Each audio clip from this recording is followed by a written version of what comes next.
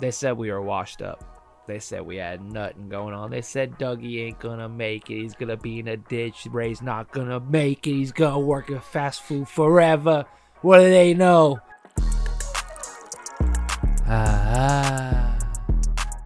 Now, if you don't know, I am Dougie McDoubles. Next to me is my best friend in the entire world, the D10, the Orlando Bloom to my Jack Sparrow. Yes. Ray McFlurry II. How you doing, man? I'm doing great. Turn that damn music off. Let's talk about. Yeah, dude. I love that. Let's talk about. Let's talk because truly, who's back harder? Who's back harder? Us with this episode or DC Fortnite? Oh, dude. Because not just it's breaking news. We got to get in right away. Not just did James Gunn say DC's back in Fortnite with the Corn Sweat DC Superman season, the whole battle pass, the Tim Drake Robin, crypto on the map. You know what we wake up to yesterday? Maybe today. I can't remember the timeline. I believe it was yesterday morning. We wake up to a new Superman suit style. Beautiful. And which style do we get? It's Man of Steel. No, it's the Flesher Superman. It's the very first original Superman black suit. And red. Yes, the original Superman cartoon suit. Cell shaded, and it's beautiful. It's such a big deal, and it sounds so stupid trying to convince other adults, because really we're a millennial stoner podcast. That's what we are. There's not kids watching this podcast. It's our age. This is a big deal that Flesher Superman is in Fortnite, because 2 years ago Black Adam didn't even get like Happy Meal toys. They didn't get fast food tie-ins. They barely got like Fortnite skins. They barely got the army. Since Black Adam, there has been 6 DCU movies. There have been several shows, animated shows, live action shows that have gotten nothing. The fact that we are here, it is the first movie of the universe, and he's going everywhere. Like we've talked about it going everywhere, but Fortnite, this is a big deal. Not just Corn Sweat, but then Flesher's Superman suit as a style added on to the Corn Sweat suit. Like it's just incredible. And also they're so back. DC is so back, dude. I'm so excited that we got not only a Robin in Fortnite. Yes. Because if it's one thing this podcast is a Robin fandom of a podcast. We fucks with some Robins. We love the Robins. All right. Some like Dick Grayson, some like Jason Todd. Or Tim fucking Drake, ladies and gentlemen. Fucking A, dude. It makes me so happy. It makes me so happy that we got the Tim Drake for a multitude of reasons. We got the Red Robin skin. That's true. Like it looks awesome. Like getting the Red Robin skin and the best one. It looks great. Like man. I wish that you and I. This is one of these things that you and I should have predicted earlier. Like with us getting like the Red Robin, like and James Gunn picking that classic one, like we should have easily speculated that we were going to get some other. It's pretty amazing. Superman stuff or other DC characters. Like also like if that's what that Robin looks like, you know what I mean? Technically, that's the first Robin of the DC universe in Fortnite. Right, yeah, that'll be some fun fact. So is that going to be like what the suit might look like? Because we got Corn Sweats, obviously. It could be. You know what I mean? Who knows? It could be. Who knows? It could be right before he goes into Red Robin. That's really the Red Robin costume we're going to get in real life. Yeah, because James Gunn already said movies, games, TV shows. Same continuity. Yeah, I'm excited, man. I'm pumped. What are the odds that when the movie comes, we'll get like more characters from the movie? Yeah, I mean, at this point, there's just the two. I think we said last time, like, there's definitely going to be the V-Bucks bundle or whatever, like to buy Green Lantern, Hawkgirl, Metamorpho. Yeah. There's definitely going to be several movie characters as skins for sale. Like by the Terrifics. And it's like, yeah. I definitely see that coming.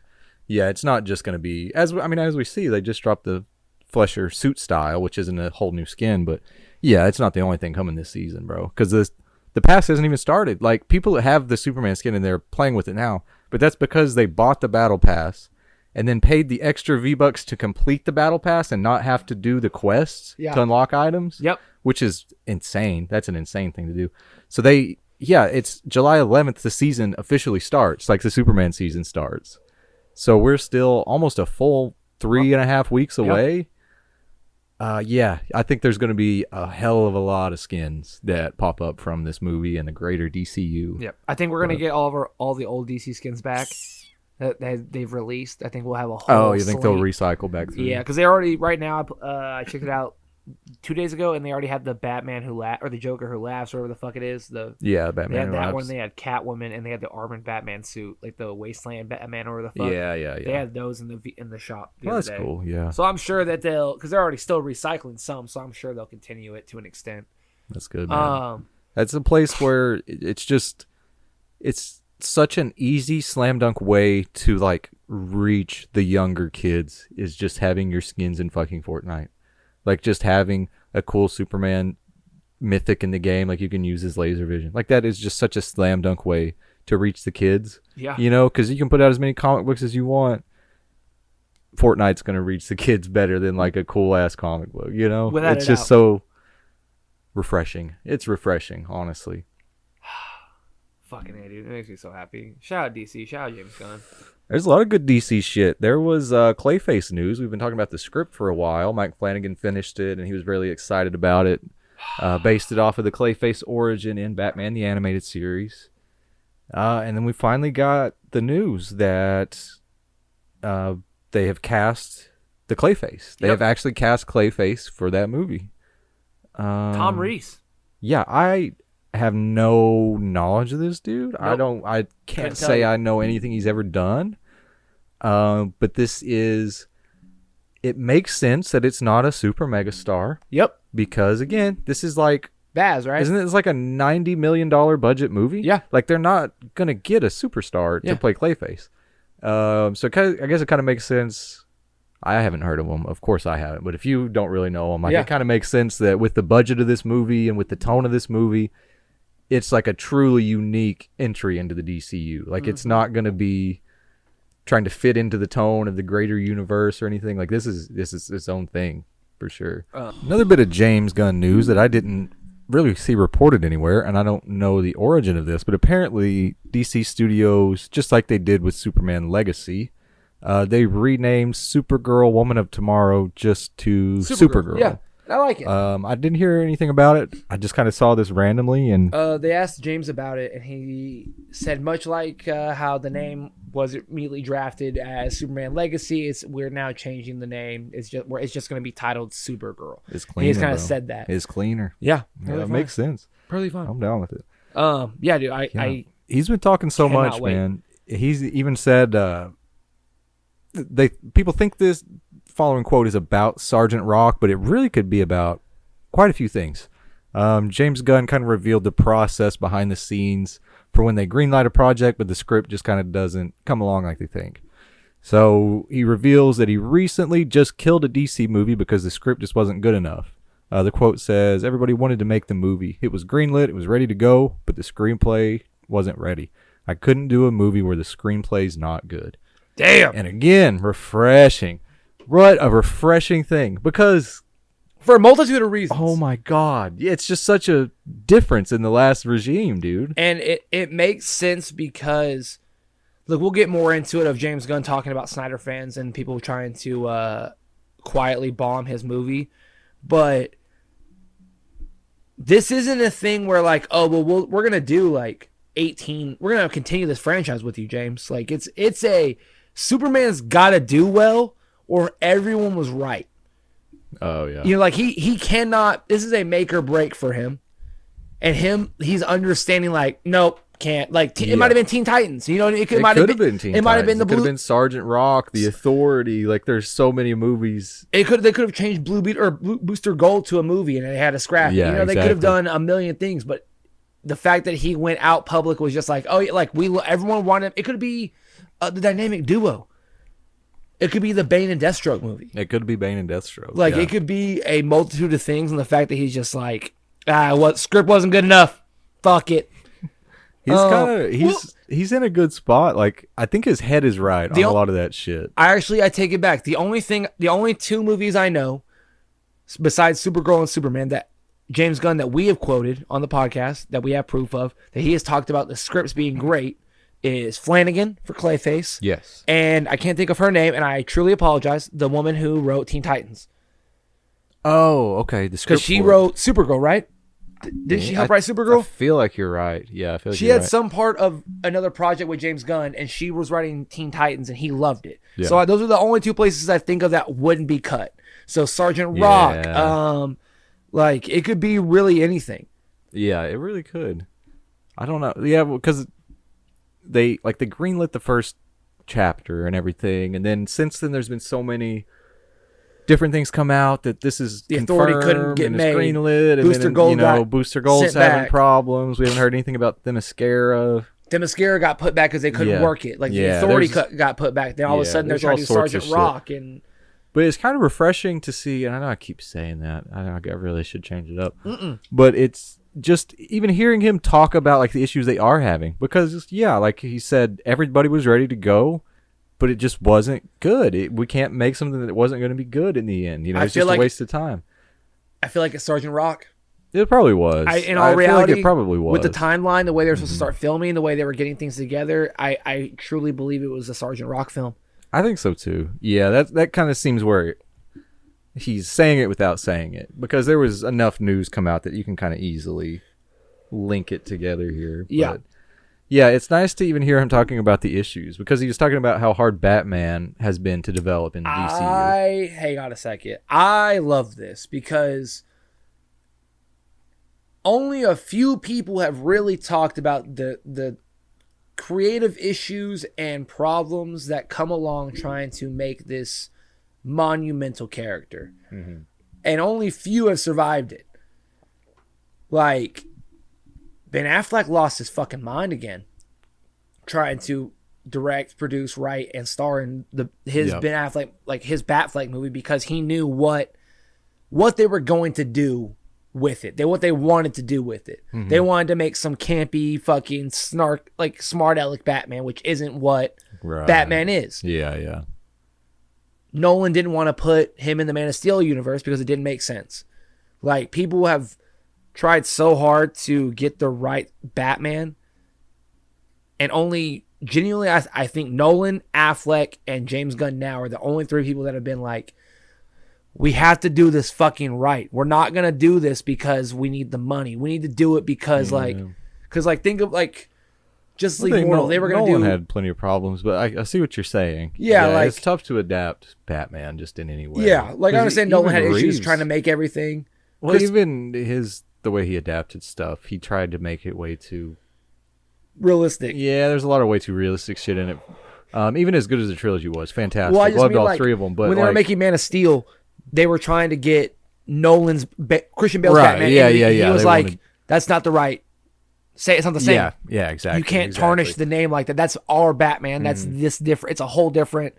I love a lot of pressure. Yeah, it's a lot of pressure. Like, even Matt Reeves, who made one of the most successful Batman movies of all time in 2022, here we are almost 5 years later, and he still hasn't written his second script for the next movie. Like, there's just, and like you said, it broke Ben Affleck and put him off directing DC forever. And it's just, Batman is a lot of pressure, and it's kind of refreshing to hear him say that, he says Batman is their biggest issue in developing all of DC right now. Like, his quote is, "I'm not writing Batman, but I am working with the writer of Batman and trying to get it right. Our two priorities are finishing Wonder Woman and our Batman script."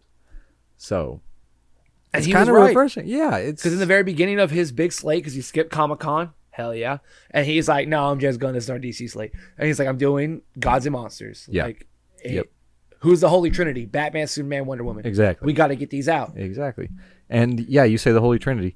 To Warner Brothers, there's a holy quadrant. Quaduo. I don't know what the fuck you would call it.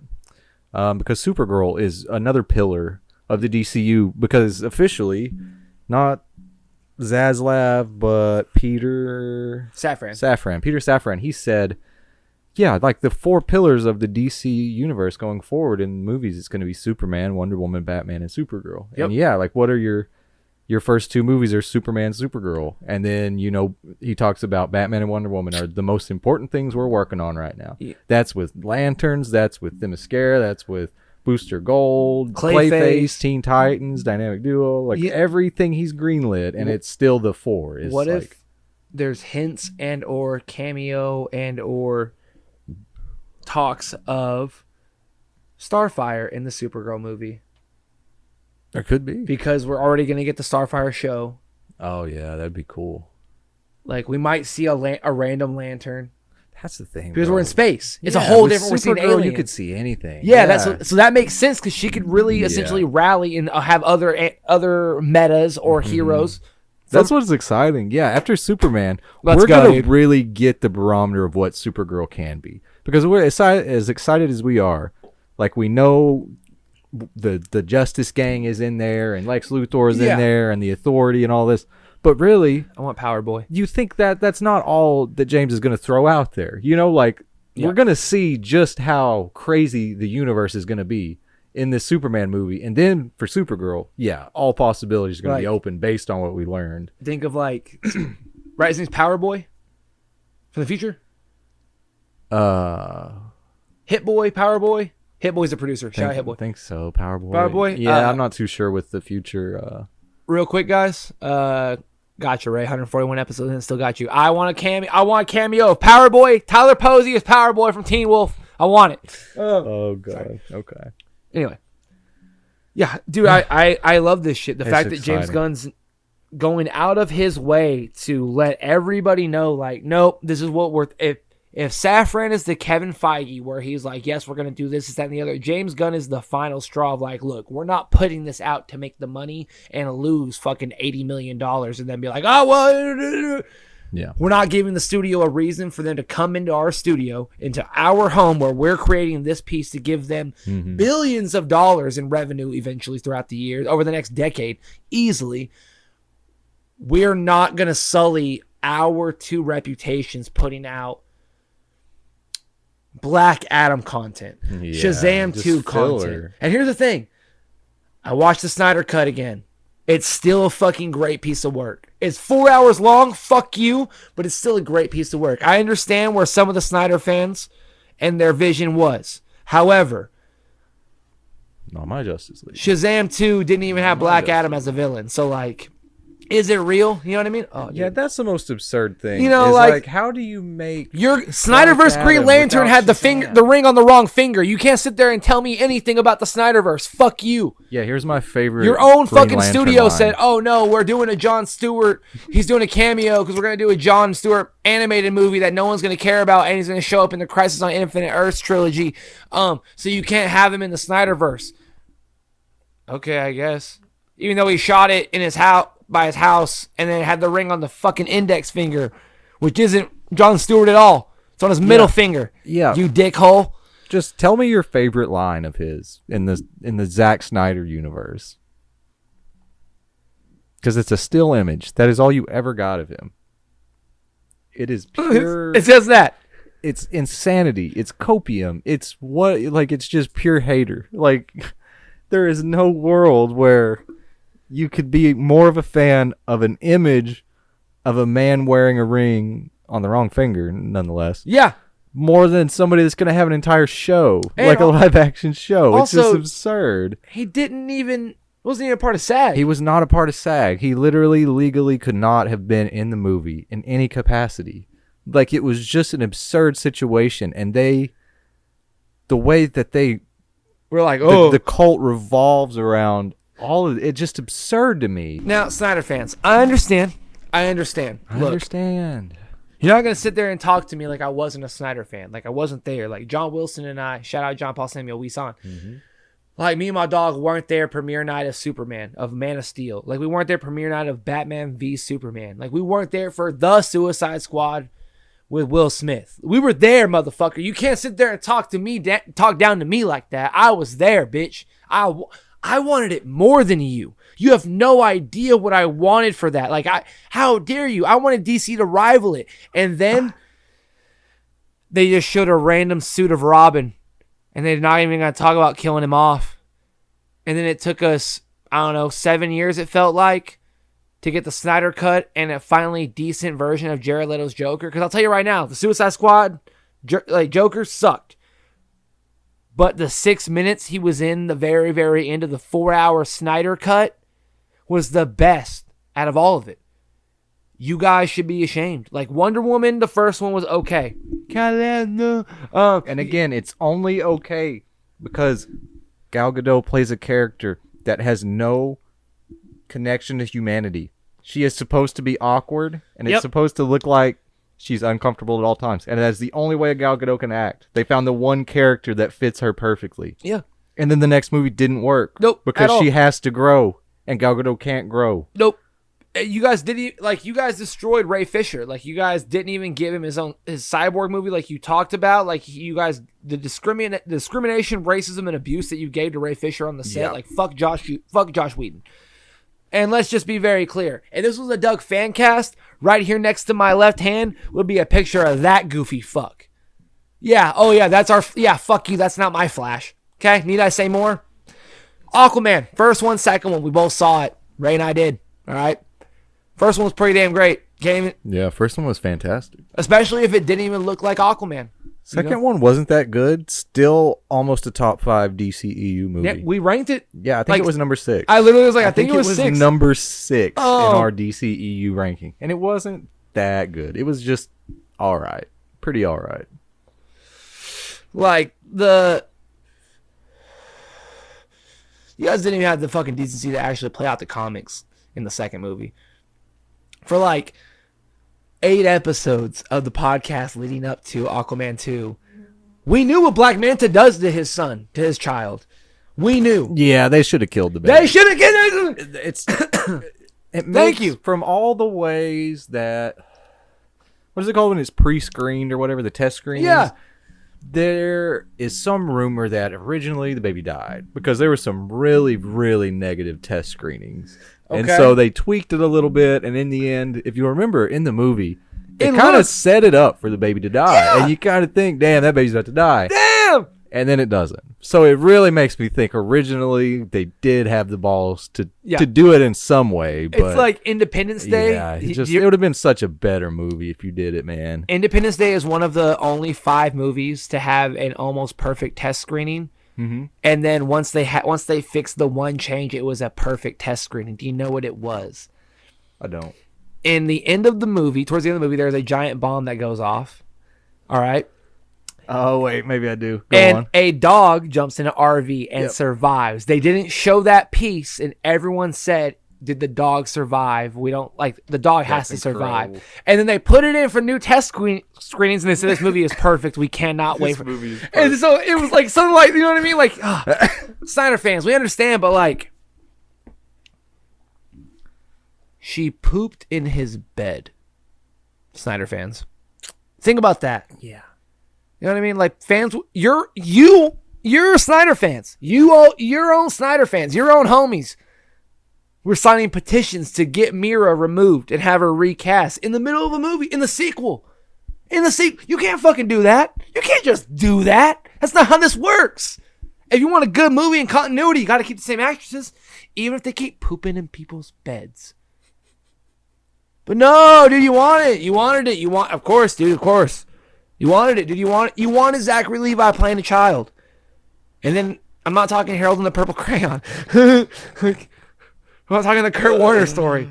Oh, you motherfuckers. Like, God. You couldn't even give the proper sequel for Shazam 2.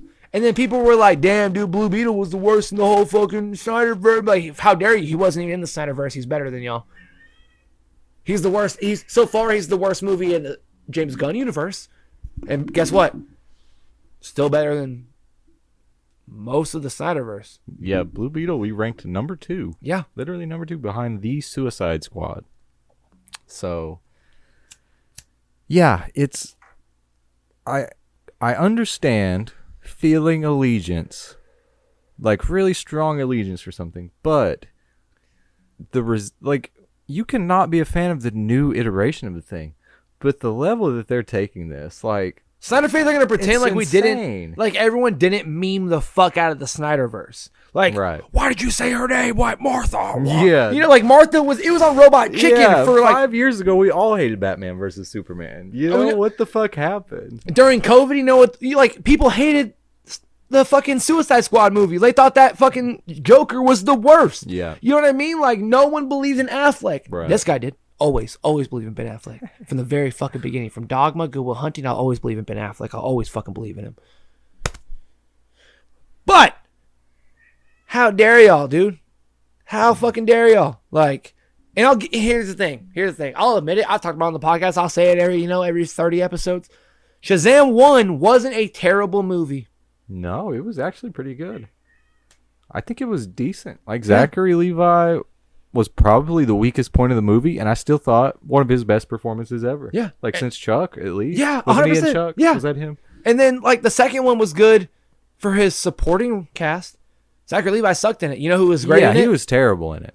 Our fucking dog? Yeah. Javon Armand? Javon Armand was great. Asher Angel was great. Freddie. I can always forget his name. Yeah, I can't think of his name either. But yeah. Adam Brody was the older Freddie. I mean, Megan Good. Lucy Liu is a fucking villain. Helen Mirren. Yeah, it was such a decent cast. And then Snow White before everyone hated her. And Javon Armand, technically, was the first openly gay character in the Snyderverse. Yeah, openly gay superhero. So, like, shout out. That's pretty Diego sick. Luna, I think, is the older version, right? Diego something? Yeah, something like that. Yeah, so shout out to both of you guys. Like, yeah, it's sick, man. You know, milestones. Congratulations. But, come on. You know what I mean? Yeah. Also, James Gunn, since we know that you guys watch the podcast, we know the whole James Gunn fandom watches the podcast. Miss Brosnahan and James Gunn we trust. Can you guys give Javon Armand like a role, please? He deserves it. Yeah, it still blows my mind. It makes so much sense. I can see him playing that role so well. That he was second to who got cast as Ned Jacob. Yeah, in the Spider-Man Homecoming. Like, I mean, it turned into the trilogy or whatever. But Javon Armand needs a role in the new DC. Damn, universe. I could see him in that role that would have been awesome. Like, he needs a new role, James Gunn. I think you could bring him over. If you're already bringing Jason Momoa over as Lobo, I think you could do it. You could do it. Truly. What else we got on the Rocket Docket, right? That's enough for the Snyder fans. Let's talk about Peacemaker. There was some Peacemaker 2 casting news. Some stuff you might expect. Joel Kinnaman set to return as Rick Flag Jr. Shout out my dog. Fun fact, did you know he was the RoboCop in the reboot? I did know that. I did not know that until like 3 weeks ago. Yeah, I saw an interview of him talking about how it could have been better. And that's all I ever saw of it. He looks terrible without scruff on his face. Yeah, I didn't like it. He looks like two different actors. 100, like it threw me the fuck. Him baby face, like him like shaved, like no stubble. It's a weird look. Yeah, he looks so much better with just like a little bit of stubble or a little French mustache. Yeah, it's a better look. Yeah, yeah. He's set to return. Of course they're gonna be. He played Rick Flag Jr. in season 1, and there's going to be the new multiversal thing. Now they're in the DCU, so he's set to return. That's not the interesting part. The next part is they announced that Kumail Nanjiani, who has long been rumored to play Booster Gold, he is set to guest star in at least one episode of season 2, and that is confirmed. So here's the thing: you and I saw this on Twitter. I forgot to screenshot it. What if he's not Booster Gold? Okay, hear me out. What if he's Ted Cord? He could be. I hadn't thought about Ted Cord, but just some lesser hero. Just me and Ted Cord. I don't think, because I saw on Twitter, it was like everyone's been tripping out about him being Booster Gold, this, that, and the other. But what if he was just like Ted Cord? Because like everyone in Blue Beetle was Chicano or Latinx, like everyone. That's true. Like, what if Ted Cord was Kumail Nanjiani? Like, that's gonna be like he comes back, he finds him in like a pocket dimension universe or something like that. You know what I mean? Yeah. Because you haven't found him, no one knows where he is. I thought about him being Ted Cord. So it's like some Ant-Man situation. Possible, you know what I mean? Where he finds him in one of the pocket realms or whatever the fuck. Yeah. So it could be something like that in theory. But fuck, am I nervous? Yeah, I really don't know what to expect, and the fact that nothing has been said is just worrying. I don't know. I'm excited for Peacemaker, though. Whenever he pops up, I guess we'll know who the hell he's playing in the DCU. But yeah. While Joel Kinnaman is making his return, Kumail Nanjiani is officially entering the DC universe, though perhaps in a way fans were expecting. Pop Film has exclusively learned that Joel Kinnaman is set to reprise his role as Rick Flag Jr. in the second season of Peacemaker. The new series will premiere August 21st on HBO Max. Joel Kinnaman is set to play a variant of his character Rick Flag Jr., so it's not even a ghost, like how we saw his dad at the end. So it's a parallel universe visited by the 11 stray kids in the upcoming season. We understand that this version of the Flag will share pivotal scenes with Rick Flag Sr. and Peacemaker.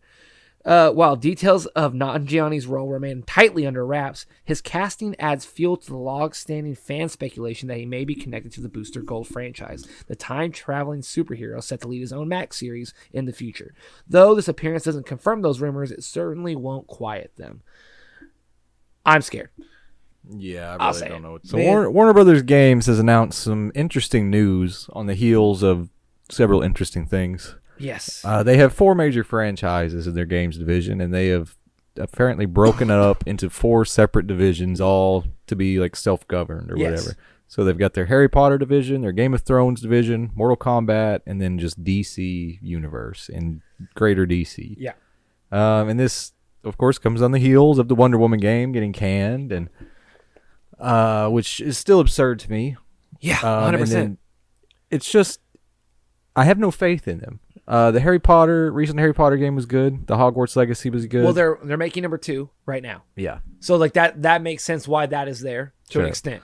But I just don't have a lot of faith in DC or Warner Brothers games because like Game of Thrones has not had, like Telltale, Game of Thrones is probably the best Game of Thrones game ever made. And if Telltale is your best game ever made, it's worrying. This is how I feel right now about it. I'm worried about 2 of the property. I'm worried about DC and Game of Thrones because name a bad Mortal Kombat game. I don't know. Name a good Mortal Kombat game. I've never played one. Every Mortal Kombat game is great. Well, I don't know. I wouldn't know. To an extent, they get better. Is the esports scene good? I know they get like cool DLC characters, but are they actually like really profiting games? They're constantly well profitable. They're making more continuations throughout a storyline. Like it's not just a revamp every year. Like I think. Well, it makes sense then because there's some good shit that's being drugged down by bad shit, and Harry Potter and Mortal Kombat is the good shit. Exactly. And somehow Game of Thrones and DC is the bad shit because Game of Thrones right now, and I played this game on the PC version, Game of Thrones King's Road. I tried it. It's terrible. It's just a freemium. The story is pretty good, but then it's just a freemium mobile game that you're playing on your computer. And it's absurd. Like, this is one of the most successful book franchises. And IPs. TV franchises. Like, just IP, period. And they can't make anything above an early Xbox 360 level game for it. Like, it's fucking absurd. And DC hasn't put out a good game since the Batman Arkham games, damn near. Like, it's just fucking insane. That's true. And look, don't get me wrong. There is a video of us playing Gotham Knights. And in theory, when Ray and I like to get really I stony had baloney, fun, but it's not good. But it's not good. Ray and I got stony baloney, or like both Robins beating the shit out of people. This is great for us. However, I had a lot of fun, but it fucking sucked. It was a terrible game. Even on the hardest level, it was so easy. It was for 2 people to terrible. play together. It needed the same system that Wonder Woman was gonna get. Right, the Nemesis. Yes, it needed something like that because like. That's the perfect game for it. Batman's gone, so crime's rising. There's new crime bosses popping up all the time. Yeah, it was a perfect game for it. Whatever, dude. So I guess it makes sense, but it's just frustrating. Like the DLCs we could have gotten for that would have been amazing. Yeah. For the Gotham Knights game. Like in theory, that game should have done eons what anyone expected. Yeah. It's frustrating. It could have been the next second coming of the Arkham games, and it breaks my heart. Yeah. Let's talk on some lanterns though. Oh, okay. Because the Lanterns director had just a little bit of news here. He kind of compared the show to True Detective, Fargo, and No Country for Old Men. He said it's a buddy cop movie and then somebody flies, and that's just okay. I have no idea how they're making a Green Lantern project like that, and I'm so excited to see it. Because here's the thing. That's 3 fucking crazy ones to compare it to. Here's the thing. Seen all of the True Detective with Matthew McConaughey. Love it. I've seen Fargo. Yeah. Incredible. No Country for Old Men is one of my top 5 favorite movies of all time. So the fact that they're like, we're just adding one of the coldest villains ever, dude. Green Lanterns. Like, you promise? Like, so I'm here as a fan of these 3. Yeah. You better live up to that fucking hype, asshole. Dude, I'm nervous. Ladies and gentlemen, I hope you have had a fantastic day. I am Doug McDowell. Next to me is Ray McFlurry. Please be safe, drink plenty of water, and we'll see you guys next time. Hey, what happened? Why are those squiggles on the screen? Those are called end credits, Patrick. End credits? But I don't want it to end!